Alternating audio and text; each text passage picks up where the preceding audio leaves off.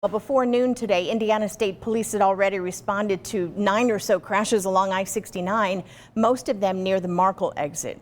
So how do troopers keep themselves safe in weather like this when you might need them the most? Here's Fort Wayne's NBC reporter Corinne Rose, who took a ride to find out. I've been hit, actually I've been rear-ended 6 times in winter weather conditions. State Police Sergeant Brian Walker says when the weather gets like this, troopers take extra precautions when they respond to crashes or patrol the roads. We get hit regularly during the winter weather months.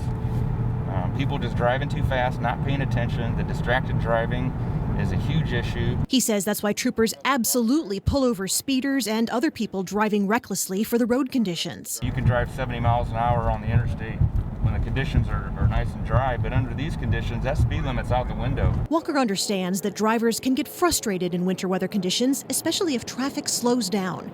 But he says having a little patience could save someone's life. They want to bump out to the right and have a look to see what's going on, and there it is right there. That's why we're slowed down, whatever's on the right side of the road, and they ultimately end up having to crash themselves. He says snowplows keeping the roads clear are crucial to troopers being able to reach drivers in distress, but says shoulders aren't a plow's priority, driving lanes are.